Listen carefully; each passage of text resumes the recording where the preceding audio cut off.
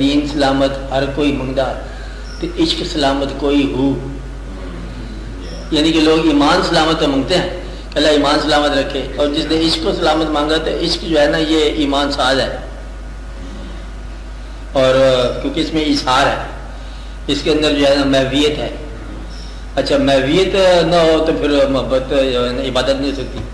ہم جو کہتے ہیں کہ نماز میں لگن نہیں ہوتی یا محویت نہیں ہوتی، اور عشق جو ہے اس کی ابتدائی محویت سے ہوتی ہے. اور محویت ہے، اشار ہے، اور ہمہ حال ایک خیال ہے، توجہ پیدا ہو جاتی ہے.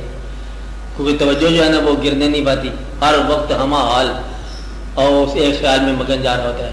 اور یہ سارا سفر جو ہے نا یہ حقیقت بن جاتا ہے، اور درمیان میں ایک نے غائب ہونا ہے اور دوسرے پر حقیقت آشکار ہو جاتی ہے کہ کون تھا جو اس میں جلوہ گر ہے. اہل جہاں کو کیا خبر کون ہے کس میں جلوہ گر.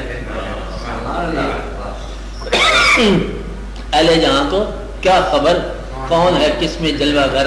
میں ہوں کہاں تم ہی تو ہو، اصل میں راز ہے یہی. تو وہ جو راز ہے نا وہ اس لیے پھر عام طور پر جتنے بھی دین میں استقامت رکھنے والے لوگ ہوتے ہیں نا وہ مجاز کو سنسیئرلی طے کر جاتے ہیں، کیونکہ وہ سوز پیدا کرا رہتے ہیں. اور سوز جو ہوتا ہے یہ ایمان کے لیے ایک قدم کا فاصلہ ہے. سوز موجود ہے، اور اس لیے کہتے ہیں کہ وہ لوگ جو اللہ کے قریب ہیں ان کی صرف یہ ہے کہ یذکو قلیلا و یبکو کثیرا، ہنستے کم ہیں اور روتے زیادہ ہیں. تو رونے کا عمل جو ہے نا یہ وہ سکھاتا ہے محبت.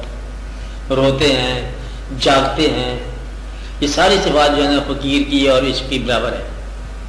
تو اس لیے پھر ان کو ایک جو راستہ دیا جاتا ہے انعام کے طور پر، وہ یہ لگن کو اس لگن میں تبدیل کر دیتے ہیں، کیونکہ اس لگن کو دینے والا بھی وہی. اس لیے مجاز کو حقیقت بننے میں دیر جو ہوتی ہے نا، یہ جو نقطہ ہوتا ہے وہ گرو کا کام ہوتا ہے. مجاز اگر گرو نہ ملے تو مجاز ہے، اور مل جائے تو حقیقت ہے.